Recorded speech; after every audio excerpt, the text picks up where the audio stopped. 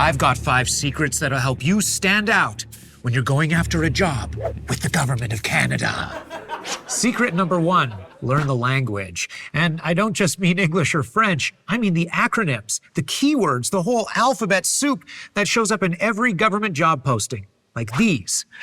If you've ever looked at a posting and seen something like AS-02 or CR-04 and gone, cool, and what is that? These are classification codes. Here are some codes and their meaning. As you can see, there's a bunch of them, but they all work the same way. The number is the level. The higher the number, the more senior. Additionally, incorporating these terms, whether you're writing your application or talking to someone who already works there, will help you sound like you know what you're doing. But of course, it's important to actually know what you're doing and not just sound like it. Same goes for keywords.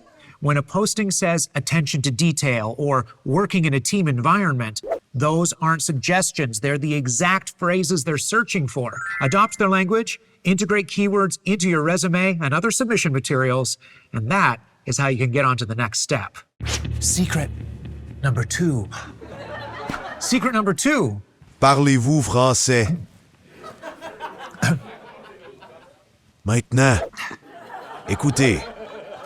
La plupart d'entre nous ont appris le français. Knock it off. Sorry.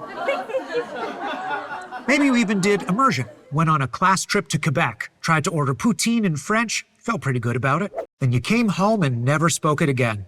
Classic. Well, you may want to dust off your copy of LaRousse because a lot of roles prefer bilingualism, and some require it. And when that's the case, bilingual candidates get pulled into smaller pools. Smaller pools, less competition, better odds. And once you're hired, there's potentially a bilingualism bonus. They don't always spell out the exact amount on job postings, but it is real. So if you've been thinking about brushing up or finally taking that course, now you got a reason that pays. Secret number 3, networking matters. Networking matters. Yes, even here, I know, you're thinking, it's the government. Don't they just review applications and pick the most qualified person? Yeah, mostly, but there's a people part to this too. So here's how the process works. If you make it into a hiring pool, basically they've said, yep, this person's qualified. You'll get notified that you've been put in a pool, and once you're on a list, that list sticks around. Hiring managers across the government can go back to it when they need to fill a role, sometimes months later, and sometimes for a completely different team. And once you're in a pool, though, you can reach out to people who work in those departments via the Government Electronic Directory Services. Respectfully, of course. A lot of departments are totally fine with that, and some even encourage it. And here's why it's worth doing. The Government of Canada, it's way smaller than you think. People move around, teams shift. Someone you talk to today might be the one looking at your name 6 months from now. So reach out. It's about being someone, not just a name, when your application lands on their desk. Picture this. You're working on your job application. Suddenly, your computer dies. No problem, just charge it up. Pick up where you left off, right? Wrong. Which brings us to secret number 4. The job application process doesn't autosave.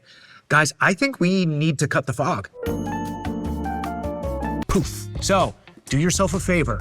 Write your answers in an external doc, then copy and paste. Browser crashes, internet cuts out, doesn't matter. You've got a backup. And if you're really on it, a backup to the backup. Now trust me, you do not want to rewrite a statement of merit from memory. Moving on to our final secret.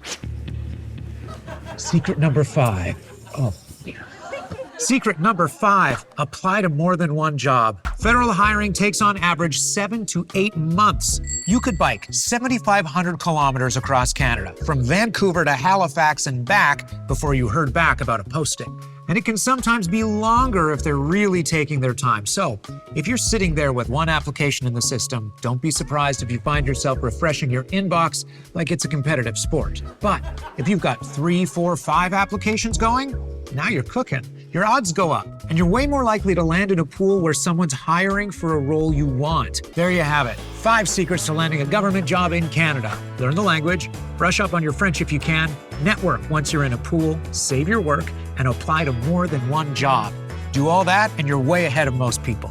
Good luck, Canuck. For more career advice, search Indeed on YouTube, and if you found this video helpful, be sure to subscribe for more.